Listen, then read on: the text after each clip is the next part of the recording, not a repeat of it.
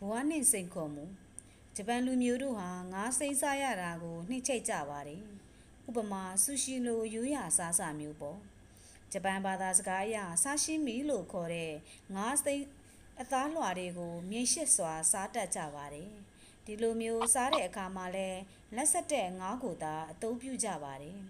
မလက်တော့တဲ့ငါးတွေရေခဲတစ်တာတဲ့အချိန်ကြာကြာထားတဲ့ငါးတွေကိုမစားတတ်ကြပါဘူး။ဘာကြောင့်လဲဆိုရင်ငါးရဲ့အချိုဓာတ်တွေဟာထက်ဝက်မကရွနေသွားလို့ပါတဲ့။ဂျပန်လူမျိုးတို့ရဲ့ငါးစိမ်းစားတတ်တဲ့ဓလေ့ဟာဟိုးရင်ကလေးကရှိခဲ့တာမျိုးပါ။ရှေးဂျပန်တွေကပင်လယ်ရင်နဲ့ပိုင်းကိုသွားပြီးငါးဖမ်းထွက်ကြပါတယ်။ငါးဖမ်းပြီးအိမ်ကိုပြန်ရောက်တဲ့အခါ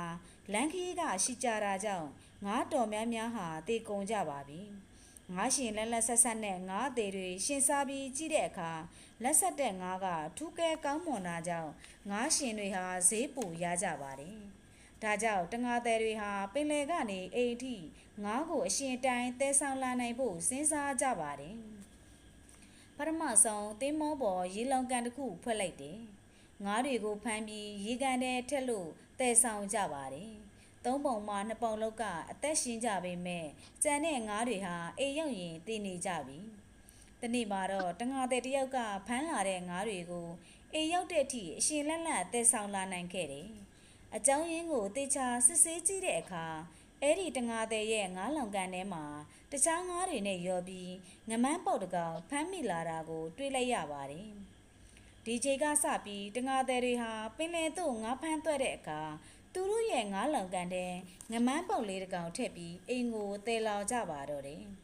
။ဒီနေရာမှာငမန်းပေါက်လေးထည့်ရတဲ့အကြောင်းရင်းကငမန်းဟာတခြားရေသတ္တဝါတွေနဲ့ရန်သူဖြစ်ပါတယ်။ပင်လယ်နေအသားစားသတ္တဝါဖြစ်တာကြောင့်အခြားရေသတ္တဝါတွေကသူ့ကိုကြောက်ရပါတယ်။ဒါကြောင့်လှောင်ကန်တွေကငမန်းပေါက်လေးကအခြားငါးတွေကိုစိန်ခေါ်မှုတစ်ခုဖြစ်သွားစေပါတယ်။အသက်နဲ့ထထတဲ့စိန်ခေါ်မှုဖြစ်တာကြောင့်ငါးတွေဟာအမြဲတမ်းသတိကပ်ပြီးနေကြရပါတယ်။ခရီးတစ်လျှောက်မှာငမန်းရဲ့စိန်ခေါ်မှုကြောင့်အမြဲတက်ကြွနေရပြီး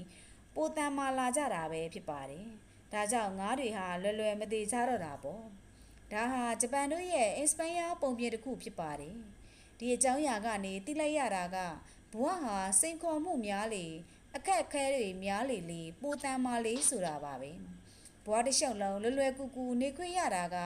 ကံကောင်းတယ်လို့လူတွေကယူဆကြပါတယ်။ဒါပေမဲ့အဲ့ဒီဘဝဟာပြင်းစရာကောင်းလွန်းပါတယ်။ပျော်ရွှင်ခြင်းအစစ်မှန်ဟာစိတ်ခေါ်မှုတွေကိုကြော်လွှားနိုင်တဲ့အခါမဖြစ်နိုင်ဘူးထင်တဲ့အရာတွေကိုတကယ်လုံနိုင်သွားတဲ့အခါမှသာရရှိတဲ့အရာသာမျိုးပါ။ဒါကြောင့်ဘဝမှာအခက်အခဲတွေစိန်ခေါ်မှုတွေကြုံတဲ့အခါ